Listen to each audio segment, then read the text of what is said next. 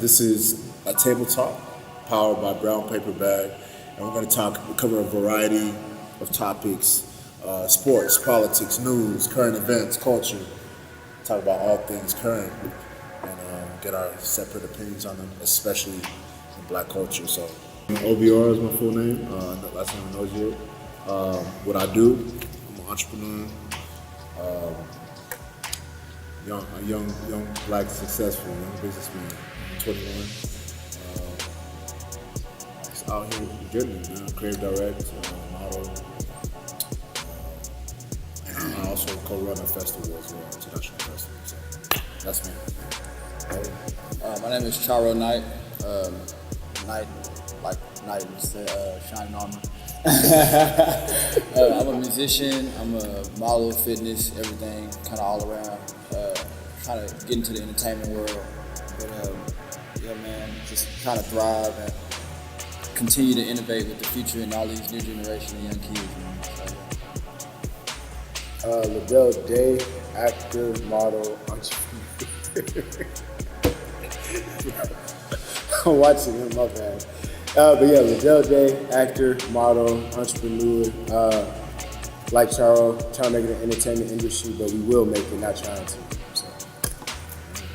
Jonathan Williams, by Bago, I'm a Black visual artist, and so I'm just trying to speak through my art, and that's pretty much that's what it is. Beautiful.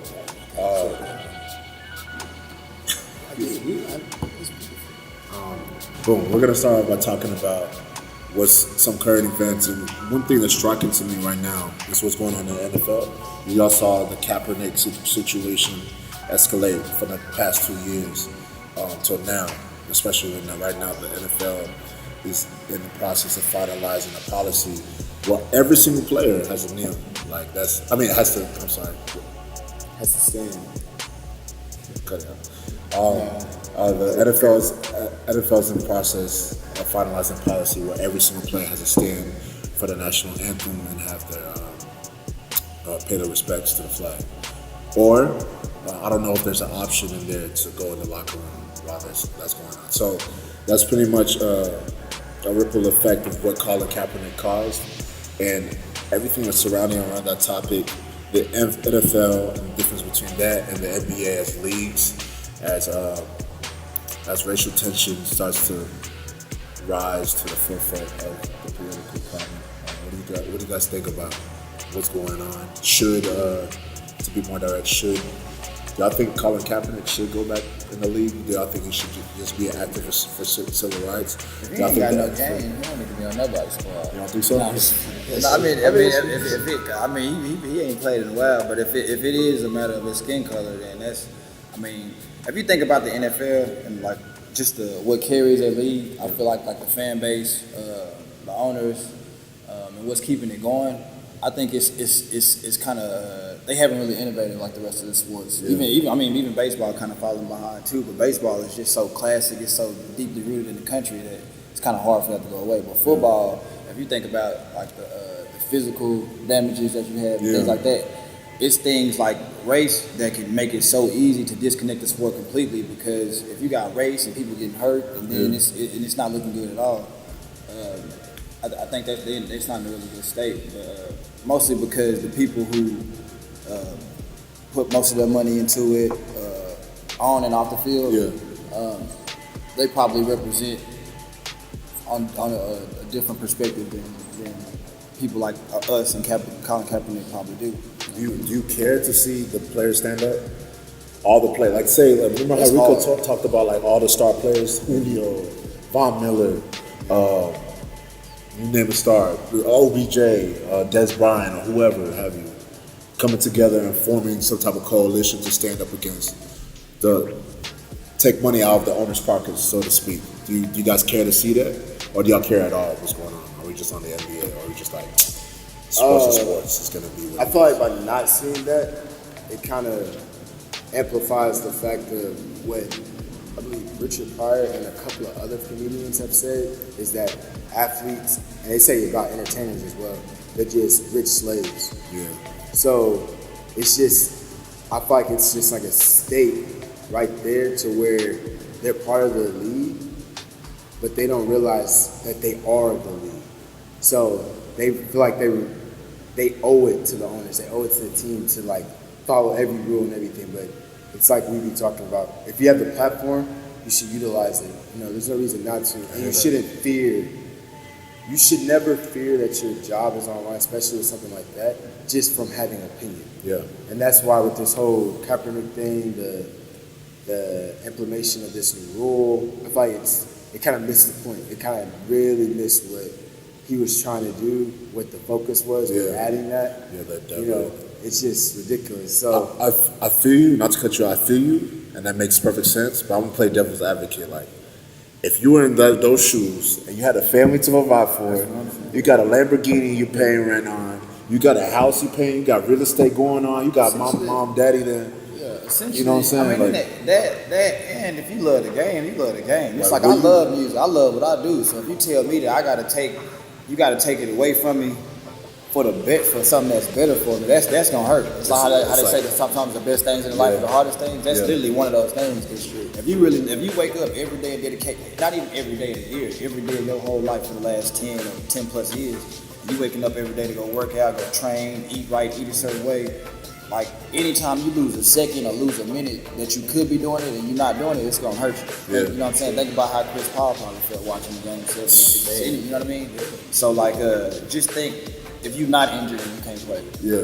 Yeah, you're not injured, but you choose. It's almost like a play on your mind. It's a play on your love for the game. It's kind of hard, I feel like. So, What do you think, Jade? That's a good point. Yeah, I agree with him, man. It's tough, man. These guys train like all year. You know, it's nonstop, but it's also a job. So it is. You know, it's easy for us to say, you know, our opinion and stuff like that, how we feel about it. But if you put yourself in their shoes, you know, the outcome will be totally different. So, you know, it's neither here nor there on my side with that. But yeah, so it's where it's love, there's hate. So you gotta find the right balance. You They're gotta going find the right back. balance. Think about Brady, bro. Brady and what's it called? Tight end. Grunt. Yeah. They practicing, but they ain't sure. They practicing right next door to the facility. Yeah. You know what I'm saying? They're not with the team because they're not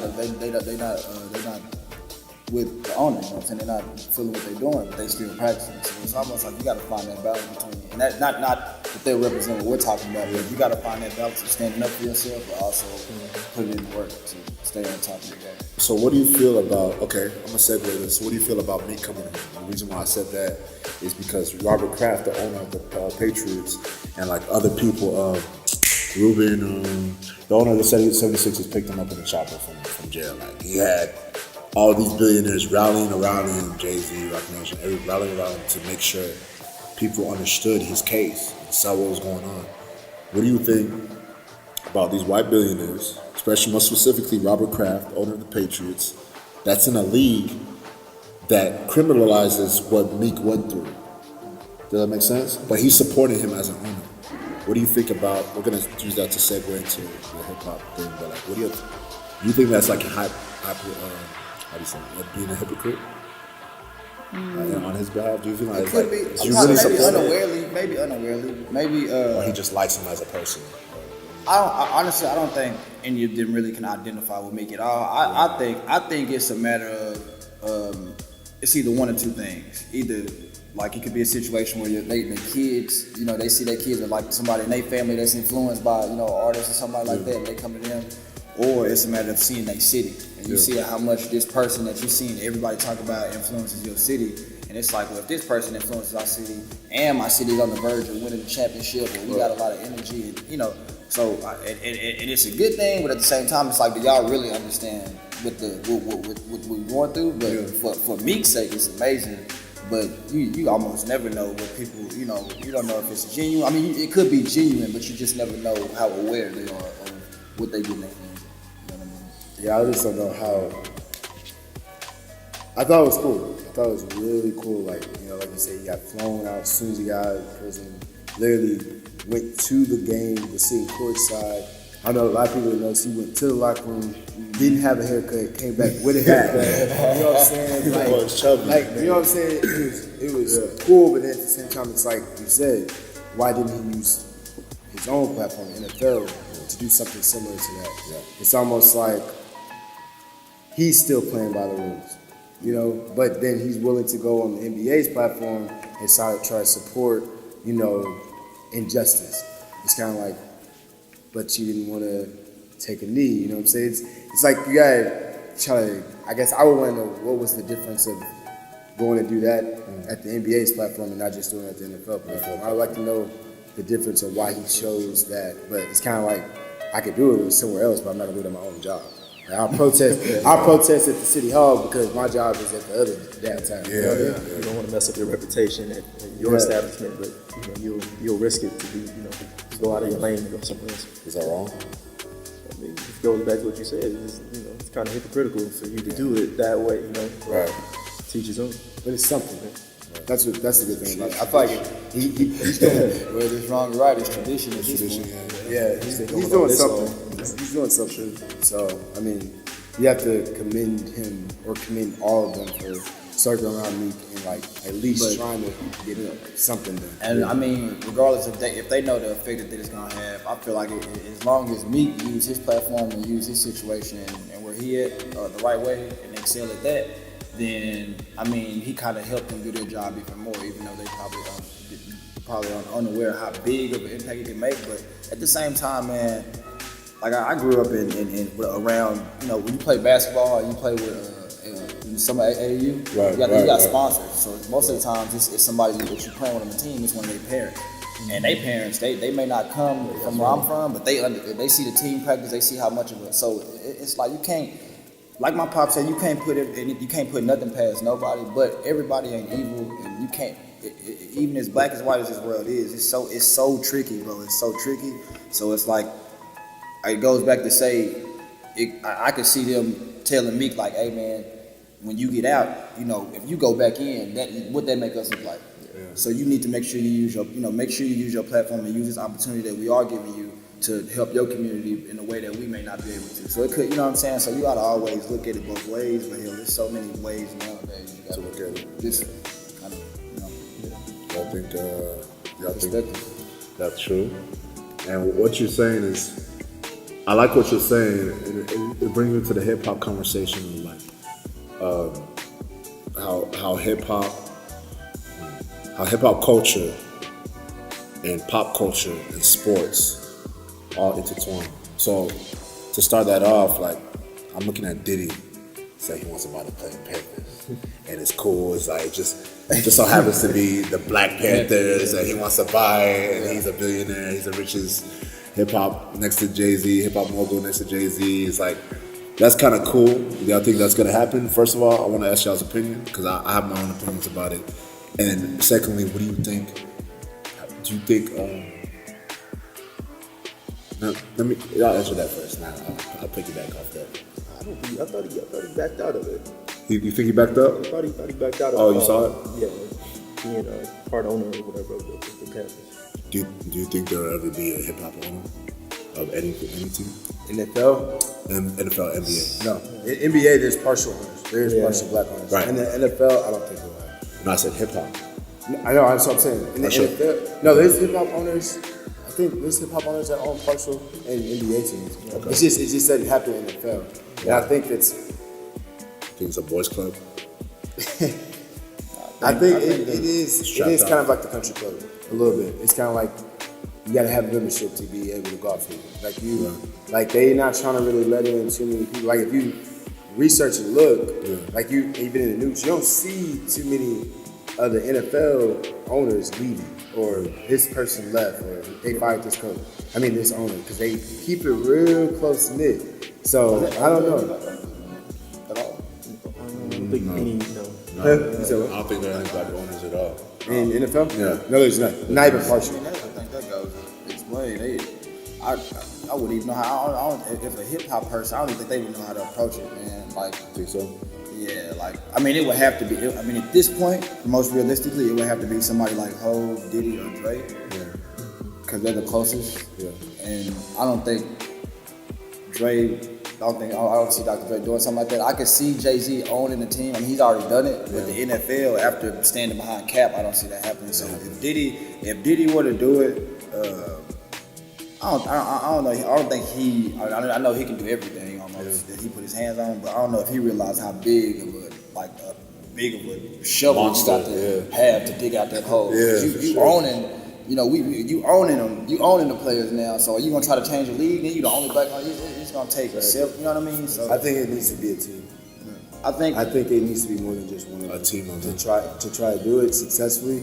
I don't think not just one black hip hop. But did y'all see what they were saying? That apparently 25% of the star NFL players were willing to sit out. Hey, That's a start. Yeah. that brings me two concepts, right? What you just said. Number one, I thought, just to speak on the Diddy topic, I thought what he was gonna do is infiltrate the league, right? Because remember he was talking about he wants his own football league, like his own league, period. Diddy, that takes a little. You got to build a little bit. So I thought he was gonna try and on a Trojan horse method, like infiltrate, own, or learn or partner or become like a 4 or 5-way partner with somebody. Work your way up, learn the tricks of the trade, jump out, break the establishment, and build your own over a period of 10, 20 years. That's what I thought he was going to do, and that's what I wanted him to do. Hopefully, we don't know who's in the talks, we don't know what's happening. But that brings us to our second concept. What if, because the power is in the players' hands, I don't know if people understand that. Like, so the viewers don't understand. Like, literally, if KD, LeBron, Steph, Jade, no, I'm talking about the finals right now. Finals. KD, LeBron, Steph, Clay. and Clay are not playing in this next upcoming finals. The viewership is going to plummet. Yeah. So that brings me to, if you took the top 50 players, Russell Westbrook, James Harden, then Boogie, PG, Damian Lillard, you know, the top 50 players, probably 4 stars from each team, or whatever, partnered them with 50 billionaires or 25 billionaires or private equity firms or whatever to form their own league. Literally, the NFL and the NBA will crumble. Because the powers of you're going to watch LeBron. Or you don't want to see. Think about this. Think if those players, instead of forming their own league, think if all those players got with Ice Cube. Yeah. And To do the big three. And then Ice Cube and the players got with Lonzo Ball and started a league where you had multiple age groups.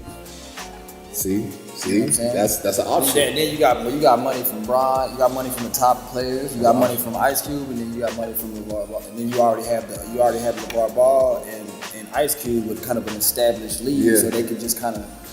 Right, can do it.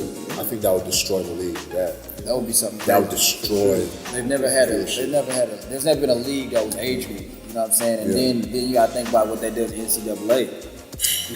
And the thing is, LeVar Ball is the the FBI's cracking down on everything. Exactly. LeVar Ball is the closest person to cracking the establishment as we've ever seen. I think. When it comes to ownership, I mean, we laughed at him at first. He was funny. It was obnoxious, outrageous, but he is he's a marketing genius to me. Sure. I think he was the closest to cracking the establishment. Yeah, I was about to say he's been real quiet, but then it makes me think he might be on to something. Working on something. You never know, because he has been real quiet. You haven't seen him. Was it Lithuania? But So he might got be the working big baller something. league too. Yeah, but his board was just in the draft. Tryouts. Yeah. So we'll see. I was gonna say that brings me to black culture and hip hop culture, and we're gonna get to the masculinity part of it, but being black men. But black culture and hip hop culture as it pertains to pop culture, like everything going on. Do you feel like black people realize their spending power, or they realize how much power they have in general in terms of cultural impact? I don't think so. And what do you think the world will look like, or what do you think our communities will look like if we did realize our power? Boom. Go ahead. Man, Wakanda. That's probably what it would look like. I mean, I think we closer. We better than ever. Are we starting? You got more black people now. Like I said today, just getting up, waking up, doing photo shoots as young black men doing that. I don't feel like a lot of people were just waking up and doing that. Even 10 years ago, bro. Before Instagram and before promoting your life was a major thing. So I think social media has played a major role in a certain in the forefront of the millennials and the generations of realizing. However, people like in the hoods and in the lower income places, they don't. You know what I mean? And What do you mean by that? because it's like, man, when you got the ability to, post what you're doing, post you doing a meeting, post what you like, you can feel good about yourself and you can exert that energy every day into whatever you're doing. Yeah. But if you don't have the tools to have meetings or go meet up, or if your life don't revolve, even in the city, you don't have that many opportunities to go do anything, then you gonna result to doing what can get you by. And what can get you by nowadays ain't gonna be, you're not gonna be nothing, not gonna be popular. You know what I mean? So like, with that being said, you got the hood and our culture being sold. Yeah. Like people from, like the way that the people in poverty and in the hoods carry themselves, and how cool and how relatable we are, they are. You know what I'm saying? How relatable and how, you know what I'm saying? Even if you look at the rappers, their attitudes and their mentalities and just how they're sold, but the people where they thrive from, where that originate, the foundation of that, they don't even realize that. Yeah. You know what I mean? Yeah. So I think we don't. At all. We don't think. And that's just one aspect. Yeah, that's clearly one. For somebody that does, because you understand that world, you understand two worlds, right? The corporate, the streets, modern environments, tech environments, Caucasian, Black. You understand like different, worlds. So for somebody that's never seen the other side of the crack or the other side of the railroad, or train tracks, how they ever have to say,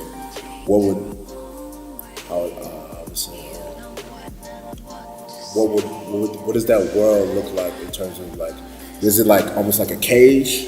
It's caged up like a zoo, and then you take, in a zoo, right? You have all these animals. Y'all trapping them. But yeah, we're wearing all their skins and everything. Exactly. That's we're wearing all their skins as coats. We put them on the ground. I'm surprised this place doesn't have a lion rug right here and shit. It looks like it should. Like, you know what I'm saying? Like, mantle, all these things. We take the parts, but we don't make those animals beneficiaries of their own products. We pimp it. To bring me to like Kendrick Lamar's To Pimp a Butterfly, to take something so beautiful, a butterfly, cut off its wings and sell it for triple the price. So what does that look like? Is that what it looks like to someone that's never seen? If you had to explain to someone that's never seen that world, what is that? What is that experience like? Pretty much. It's like a fish tank, man. It's like a fish tank. I say it'll be a fish tank.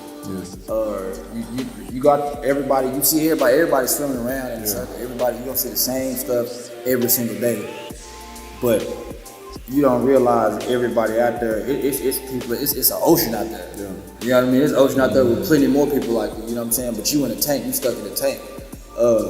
That's the best way I can put it, because it's hard, man. It's hard, especially to be like really just pinpoint everything and stuff like that. But you got kids out here doing what the rappers are doing.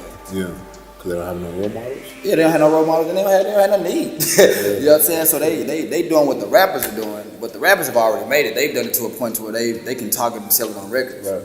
But the people that's doing it, because they doing it to eat. They doing it to eat, like simple as that. Whether it's stealing, robbing, you know what I'm saying? And I know those are crimes, but like and when you in a fish tank, you can't do nothing. But if you leave some fish in the fish tank for too long, they'll eat each other. I've seen it. You know what I'm saying? Depending on what type of fish you got. Yeah. But so if they ain't got nothing but each other to take away from, it's like it's never any build up. It's like you take it from over here, take it from the city to put on your part of the town, but your part of the town ain't even efficient enough to feed the city. So it's just like a fish tank, man. The only thing you can take from and build from is what's around you, and you don't have much. And if you don't change out a fish tank, after a while stuff start, it starts growing. Yeah, it starts feces start, you know what I mean? Yeah. It starts to decay and things like that. And then after a while, you get a whole new fish. This time it might be some nicer fish, a bigger tank. Yeah. You know what I mean? They done changed the whole area. Anything to for that? I feel like that's probably the best analogy. It's kind of like we see right now. Black people see right now so much to where we're not trying to think about the next generation, we're really not trying to think about next year. So, like, you know, we just got through the infamous, well, it's really infamous in Black culture, the whole, you know, refund. Everybody get their refund, but they already calculated what they want to spend on. Yeah.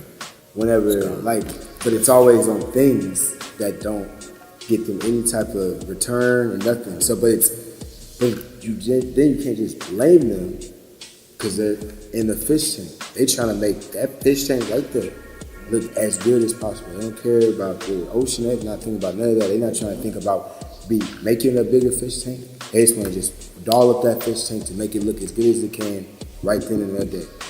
And that, I feel like it's just because it's not enough people just expanding and just like telling our people, like, there is so much more than the rims on your Lexus than right there, bro. Like, there's so much more that you can do that we can do as a people. And so I feel like that's what's being missed. It's like we watch TV, but we watch TV to see the flash so we can just implement the flash instead of trying to figure out how our whole fish tank can have the flash as well. You know, we're not trying to bring everybody up. We're just trying to be that person for the minute. Yeah. And it is a bad thing, but you can't just be mad at our people. You know what I'm saying? Because they're doing the best of what they can. Human. Yeah, you know what I mean? So, you've worked with, sorry to cut you off, but you've worked with like some high-end people, like, you know, and doing your visual arts. Mm-hmm. So not to them particularly, but you've seen the tampering in that world a little bit. You've experienced their their network. Yeah. You've experienced there's levels to this. Yeah. You insert word here. You know what I'm saying? There's levels to this. So you've experienced a little bit of that world. Yeah. So from that perspective, as a visual artist, what does that look like? Man, it's kind of crazy. I mean, Dave Chappelle said, a few other comedians said, it's like when they finally pull the curtain back a little bit, let you see what's on the other side. Yeah. You know, it's sometimes it's not what you think. You know, it's like, man, this is how this individual has to, you know, like everyday life. This is what this person goes through, but all you see, like he said, is what you see on TV. You see the glitz and glam, and that's what you want. That's what you try to reproduce. But it's like, you know, I feel like nobody's teaching as far as like us coming up, our Black entrepreneurs. They're not promoting unity. And I feel like we need more unity as Black people. Not just Black people, just, you know, just people, in general. It's like, who's really promoting unity and growth? Right. Like in our just like you said, it's like they'll dress it up, but it's like that mindset, they're still boxed in. Right. And meeting a visual artist, I see people, like, I talk to people every day about paintings and paint shoes and stuff like that. So it's like, to ask somebody a simple question is, what's your favorite color? And they can't answer that question. They have to look somewhere else to find the answer. Like, there's no people, the people aren't, like, it's kind of hard to explain. It's hard to explain, man. It's like, you know, I know everybody's not that artist, like, you know, visual artist or whatever the case is, but it's like, Gives you a preview of the mindset. Exactly. So you get to tap in, or, you know, I get to tap into like other people's mindset, and it's like they're really not like in tune, like with themselves. And it's like they don't understand. That goes back to what you're saying. I don't think Black people or people understand the power that they have. So it's kind of crazy. We want it's it. surreal at a certain point. I hear that. So you said we need it, right? You said we need it. Yeah. We need teachers. We need leaders. We need people who are teaching economics and Black power and Black entrepreneurship. But do you feel like we want it? some do. I think that goes to say you need to get. I mean, I know it's hard, but these people that are young and upcoming, it's easy for Diddy and people that are up there and who've been through their wild days. You know what I'm saying? To say, all right, y'all, it's time for me to be the bigger person. I'm the OG, man. You know, but like, you got to get your younger up and coming, or whether they co-signing it, being a part of it, funding it, or, you know what I'm saying, the forefront of it or whatever. But I mean, like Drake, I feel like Drake Drake is at a point where he don't care, you know. He's about unity. You know, about J.cole, they always put unity out there because they've never been the cool guys. But I think if you get these young and upcoming artists to, you know, like I said, Migos, Rich the Kids, like 21. I mean, even 21 Savage. Look at 21 Savage. He switched up. He's switching up. He's switching up. Yeah, For real, man. man. That's much respect. Exactly. And I think it took someone. To be I in feel the like ear, someone, mentorship. someone or something. I haven't watched the whole thing, but maybe I'm sure we probably the Lil Pump and J.cole. Yeah. Like this from the beginning part of it, you can kind of see Lil Pump is he was trying to listen to what J.cole was saying, because in that song he really was telling him like, I have a lot of respect for what you're doing right now, but I want to just explain to you, if you don't do it in a certain way, that can end so quick, and it's gonna feel like you were never there. And so, and it's big because that's what they tell, being an actor, that's what they tell us. The biggest thing is like, I'll get a movie, right? I get a big, huge check, $100,000. But my next movie might not be for like 2 years, 3 years. But you get that $100K, $300K, you're like, oh dang, I want to go get the look, Get the role, get the business. Exactly. You know what I'm saying? I'm trying to go get the look first. You know what I'm saying? But no one takes that money and try to invest in something like you know your boy Jay-Z. He said even if you are selling, he said if you're selling, he said take that money and buy the neighborhood. He said that's how you rinse the money. Yeah. Like you can rinse money so easily with real estate, bro. Right. And he was trying to tell him like, if that is what you're doing, you know, do it, at least do it to where it's going to actually help the city, help you, help your family in the long run, instead of just doing it to just be right now. You know what I'm saying? And it takes like so many people like Drake and all these people that are there. And you're seeing that they're trying to explain to younger people, even people that are just getting in the industry that might not be that much younger than them, like, this is how you do it to maintain. You have to give back. You have to give back to people. You don't have to be black or white to give back to people in order to maintain it in the industry, maintain it in life, really. You know what I'm saying? Like, everybody watches so many YouTube videos now about like how you can be rich. You know, that dude that pops up on YouTube every time, like with the Lamborghini, he's like, you can have this Lamborghini. You know what I'm saying? Just invest in real estate, but he's not. You don't ever see him talk about how he used to be broke, how the process. Nobody's seeing the process. They just seeing it right there, and you seeing it, you just like, dang. I just want to have a Lambo. Yeah. I don't know how he got the Lambo. I don't know. All I know is when I get my refund check, that's going to be $3,000. That's at least a down payment. I can have a Lambo for at least a month. And I can take pictures, you know what I'm saying? But no one's thinking about, you know what I'm saying, investing it to where you can actually have it later, you know? But that's why we're doing things like this, is to shine light on and show the process of all of us in the arts. I think nowadays you got more young, like all of us, but you got more people younger and older stepping up to the plate, hosting different things just to talk and get out there different, like more than ever. Maybe not a lot, maybe it's whether it's majority or not, more than ever. I think you see the younger black crowd, like movies like Black, it's a lot more talk, a lot more conversation amongst. Centered around. Yeah, you know what I mean? Positivity of black people instead of the... And I think it's because our country finally starting to, maybe whether it's not towards the end, it's starting to reach the beginning of the end of the foundation of the traditions of it. And I think we starting to slowly make our way into those, like, when we say we're slowly making our way up, and we're starting to replace every one a day, every now and then, however it can be, in these corporations, in these billion-dollar industries, in these things that run the world. So I think with that being said, it's happening. It's just such a long battle. It's so deeply rooted, bro. Nobody in this country, besides Native Americans, and you don't see them just majority like that. At least I don't. Nobody in this country really go through what we go through. If you think about it, you know what I'm saying? Like our tradition is in Africa. African Americans, our tradition, as an African American, my tradition is slavery. You know, that's not my history, but that's my tradition. As far as what they have labeled it. So it's just like, you know what I'm saying? It's so when we cry, it's like, well, shit, all lives matter, not just black lives, but if LGBT, if different other things, what's a whole then the whole companies will start putting rainbows on things like that. But if so it's almost like it's hard because it's Hispanics, their culture and their traditions in Mexico. Africans, y'all culture, y'all traces everything. It goes back to African heritage. Like you can relate to the power. Like I have African friends. Like you relate to the power of when we were over Africa. Caucasians like, feel the power here, because like, they came over here and they slaves, became like power.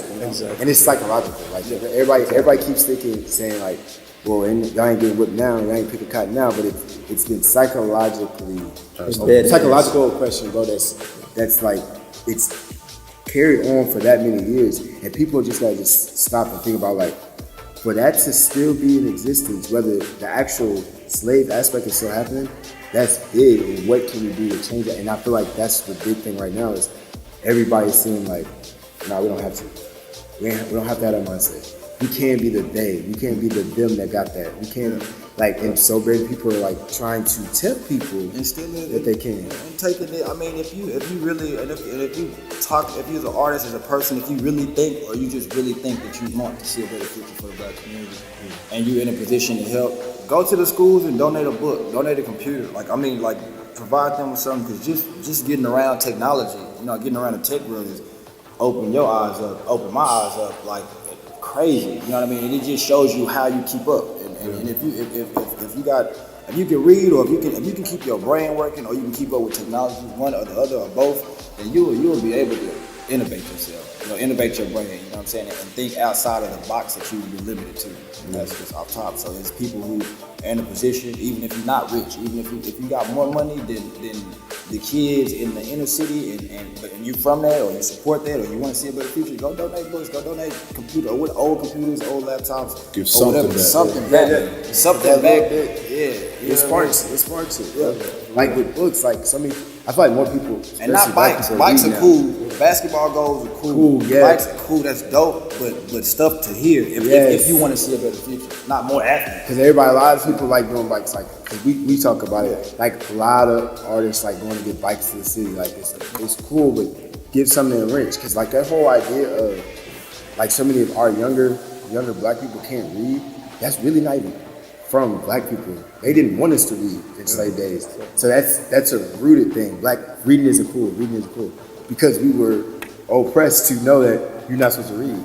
So like when you give a book back, it's like, dang, Drake gave me a book. Dang, all right, I'm gonna read it. Yeah. Or you know what I'm saying? And then you have so many people writing books that people are like, Charlamagne, I watch him. He wrote a book, and you read his book. Because he's like Charlamagne. You have so many people doing it, and that's why I think that's the big thing why transition is happening right now. So a lot more drastic and so much more noticeable, because we're touching on things that we don't normally touch on, and that's the first book I ever read outside of school was probably like 3 years ago. Like literally, I never cared about reading until Jay-Z wrote Decoded, and it was actually co-written by him, and I knew that it was his words. I was like, oh yeah, I got like this. I thought about it. So it's a fact. It's like learning, gaining knowledge that needs to be the new cool. Yeah. Or that's what it's turning into. And social media is making more people aware, even though it's so fast, which, a lot of things are fast now, but any way that you can retain information and it's positive, good information, why not use it? Yeah. If, like you said, that's another platform. So if you have a huge impact, no matter what you post and everything like that, somebody's watching. Mm-hmm. So if you have an audience that big, why not spread the knowledge? And how you use it. I feel like everyone's starting to use it, especially with us. Like I feel like when Instagram first came out, everybody was doing it for the likes. Now it's kind of like people I feel like are doing it to put out them and portray them more so than it was originally. So I feel like that's a positive in regards to social media, especially with Instagram. You have a lot more people like promoting their business, whatever that might be. You know what I'm saying? Doing brand ambassadors. You know what I'm saying? Promoting other people's music. It's not as much, because I know when it first came out, there was a lot of flyers, parties, and all that. It was just like, all right, we get it. Okay. But now it's like economy. Yeah. It's an economy. You want to find a photographer? Yes. We were looking for barbers the other day. Yeah. Dallas barbers. I used to know how to use it. Yeah, just that fast. It's easy to be against social media, but now I feel like after that stuff with Mark it appears that he didn't want to say like I don't, you never really know, but it's almost like social media, whether it wanted to or not, it's working in our favor and it's here for us. You know what I mean? And it's provided a platform for us as individuals and like in communities that whether they knew it or not, they building us stronger.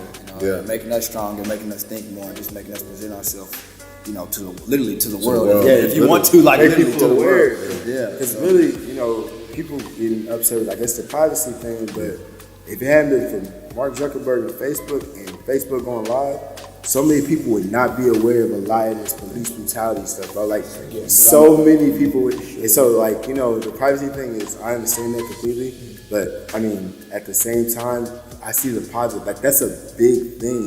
It's like, we've captured a lot of Caucasian people from all of this social media and the Facebook Live thing, because people are like, oh, it really is happening. Yeah. Like, it's not just talk. Like, I think everybody has become a professional CNN news anchor. Everybody. That's what it enabled everybody to do. See, I can walk down the street and show that, hey, this office is here. Y'all pull up at 10 p.m. I can see a cop down the street beating up a little kid and say, hey, this is happening, post it, and it's for the world to see. Like you said, when we let go of, like, especially art, words, content, it doesn't belong to us anymore. Right? It belongs to the rest of the world. And they do with it what they will. And I think that's social media. People talk, especially older people, the baby boomers talk down on it so much, like, oh, social media this, or da. The crazy thing is, back in their time, Rodney King, all these things were happening, nobody was seeing it, so who knows what really happened. Everybody was watching. Back in our day, watching TV. Thank you. Back in our day, it was. Yeah, think about all these social media apps are free. The popular ones, Twitter, Instagram, Facebook, they're all free. So, yeah, they showed Rodney King get beat up on TV. But that was just by chance. Who knows what happened 15 minutes before? Yeah. Nobody knows. Who knows? You know what I'm saying? There's probably a million lynchings that happen. Conspiracies. Exactly. And I think people don't know what really I personally think that social media is a magnifying glass.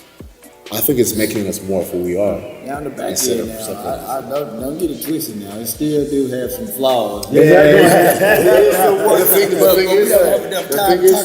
thing is, the flaws are cool, but that's what everything. That's what everything. Yeah, every single thing has a flaw. Yeah, like it's not gonna be perfect. There's no, like, even with the let me not go there, but even with, you know what I'm saying, 45s, mag or whatever. Yeah. I don't know if there's ever a golden era.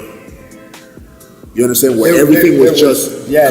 And that's how like, you have the Industrial Revolution, you have the different revolutions, you have, okay, the 90s golden era of hip hop, cool. We take that. We run with that. Cool. We have the 2000s where everybody was wearing the craziest baby platform. You have the 10s, which is crazy. That's almost 10 years ago. We have all these eras, and there's the negative and positive. The negative and positive have to coexist together on Earth. Positive they have to. Batman needs a Joker. Joker needs Batman. The 80s, and I don't know. The 80s is probably the closest we had it to have it all together. And after that, and even then, it was corrupt. Everybody was happy. Everybody was happy, but everybody was happy as a result of substances. And that's kind of where I was with that. I was kind of like, when was it great? Yeah, that's what I'm saying. Like the whole motto, like I mean, that's cool, but when was America ever just great? When, and how do you describe anything as great? What does it mean? What does that mean? Because you know what I'm saying? Like, I rarely will just, describe anything. Like, when you're describing a person, especially a country, you don't just say great. It's cool. It's great. It might be a good place to visit, and it's provided different opportunities. Yeah, but you'll just like it's an opinion. When you say great, I feel like it's an opinion. Whoever based on your personal experience. Exactly. Yes, exactly. You thought it was so probably great for white America. Yeah, exactly. Or probably great for this person. Exactly. You talk to different age groups depending on what when they were born. Of course, they're gonna say, "Oh, our music at this time was great." Our whatever, man, sports era, whatever, basketball was great this during my time. Michael Jordan was great during my time, but it's a matter of it's all opinion. You know what I'm saying? It's not. When you just take that and turn it into the whole country. That's really like. Yeah, that's what, like, how can you say make it great? Like when It's an everything. When was it ever great? But Yeah. Do y'all feel America is killing the black man? you trying to like Do you feel No, I think America is destroying the black man? No, I think Or destroying the black I man? think now what they doing now is trying to create more mixed families. Pause on that. That's a really good point. That's a really good point. Hold on, let it breathe. Let that breathe for a second. Let that breathe. I look at hold on, let that breathe. Let that breathe. Hold it like this. Hold it. The reason I said what I said is because you look at this is a short concept. Like look at the black male. You look at the black family power dynamic. Take the black male, the black family. You essentially destroy a certain perspective or a certain you take a stronghold you take of the family dynamic out of the whole right? type of situation. Exactly, and that happens through various ways in certain places. Now we talk about the hoods, then we talk about the ghettos, then we talk about different subjugated places where minorities live. Cool. Then we can jump into the police brutality thing, right? Cool. Then we can jump into the sports thing, with the NFL and the kneeling and everything. Cool. It's almost like a circus animal thing. Like you ever seen Dumbo? How they pull him out with the ears, like everybody, you know what I'm saying? Like, oh my God, Dumbo, and then they'll shut the curtains, and then they were torturing him behind closed doors. But like they kind of like again pimp and show him like for what he is, like his features, and then close the door. So you feel like I said, and Michael B. Jordan said Fruitvale Station, or about Fruitvale Station, that black men are America's pit bulls. You know what I'm saying? So like if you see the movie or the clips or know what happened in that movie, you understand what I'm talking about, Eric Garner and was that Eric Garner? Fruitvale? Yeah, Fruitvale? No, it's about another dude. Not Eric Garner. What was that? Huh? Start wrapping up? That was Eric Garner. Well, whoever that was, right? So back to what you're saying. Yeah. Do you feel like America is destroying the black man or the black family? Black family. Because I mean, if you take our physical and then our ability to pretty much maneuver through anything, and then you mix that with what they believe is their privilege and their tradition, and that would probably give them the ultimate machine as opposed to trying to. Cause you can't get rid of this, bro. You can't get rid of this. So I think they're trying to figure out a way to tip it to their advantage by not necessarily getting rid of the black man, because you need that. I mean, if you look at rap, it's the number one genre in the country. If you look at sports and you look at NBA and you look at, if you look at pretty much the top 5 best athletes in all the sports, even the ones that we didn't start, we in there. You know what I'm saying? Leaving golf, we in there, bro. You know what I mean? We just ain't got the hockey yet, but you know what I'm saying? Like we in there. We in swimming. We got golf. We got swimming. We got golf. Yeah. You know what I mean? Thank you guys for joining us and watching and tuning in. Table Talks powered by Brown Paper Bag.